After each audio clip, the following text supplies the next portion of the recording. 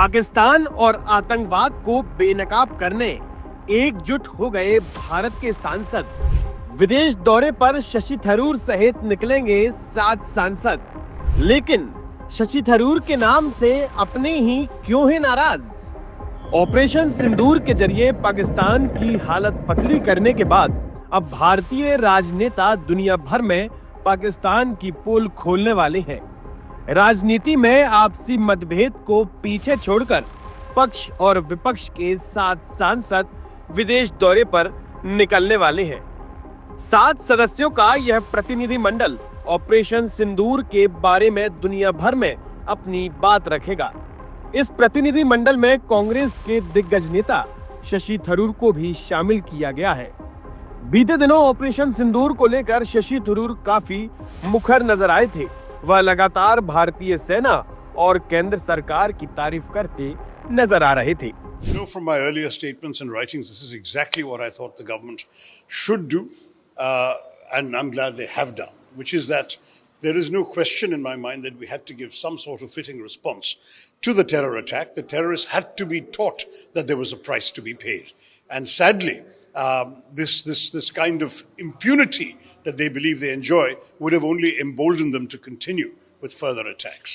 So it was important and essential to give them some sort of response that was a kinetic response. In addition to the diplomatic measures we all know about, the government announced various things, action on visas, all sorts of things. But today, what they have done is a fitting response.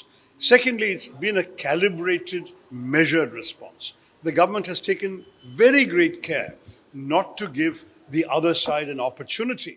इस प्रतिनिधि मंडल में शशि थरूर के अलावा Bharatiya Janata party के नेता एवं पूर्व केंद्रीय मंत्री रविशंकर प्रसाद, जेडीयू नेता संजय कुमार झा, भारतीय जनता पार्टी के नेता वैजयंत पांडा, डीएम के नेता कनिमोझी करुणानिधि, एनसीपी नेता सुप्रिया सुले और शिवसेना नेता श्रीकांत एकनाथ शिंदे शामिल होंगे।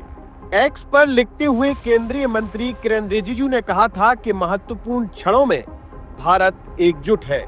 7 सर्वदलीय प्रतिनिधिमंडल जल्द ही प्रमुख साझेदार देशों का दौरा करेंगे, जो आतंकवाद के प्रति शून्य सहिष्णुता के हमारे साझा संदेश को लेकर जाएंगे। राजनीति और मतभेदों से परे राष्ट्रीय एकता का यह शक्तिशाली प्रतिबिंब है। लेकिन इस प्रतिनिधि मंडल से कांग्रेस पार्टी आला कमान को जरा तकलीफ होती नजर आ रही है। बीते दिनों कांग्रेस पार्टी के वरिष्ठ नेता जयराम रमेश ने सोशल मीडिया पर दावा किया था कि केंद्रीय मंत्री किरेन रिजिजू ने कांग्रेस अध्यक्ष और लोकसभा में प्रतिपक्ष नेता से 4 सांसदों के नाम मांगे थे, जिन्हें प्रतिनिधि मंडल में शामिल किया जा सके।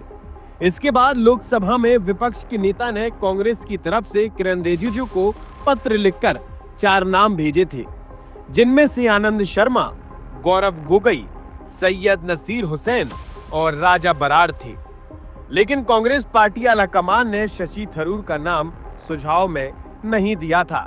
लेकिन जैसे ही प्रतिनिधि मंडल के नाम फाइनल हुए, उनमें से सबसे पहले कांग्रेस पार्टी के वरिष्ठ नेता शशि थरूर का नाम सामने था।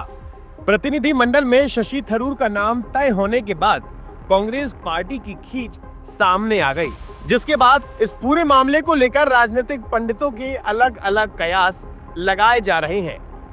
क्या शशि थरूर को अब कांग्रेस पार्टी नापसंद करती है या भारतीय जनता पार्टी के अब शशि थरूर खास होने वाले हैं? ये तो देखना बाकी है, क्योंकि अभी देश में केरल के विधानसभा चुनाव बाकी हैं, जहां पर शशि थरूर का वर्चस्व काफी अहम माना जाता है। आप देखते रहिए आयुध। आप हमारे चैनल को सब्सक्राइब कर सकते हैं।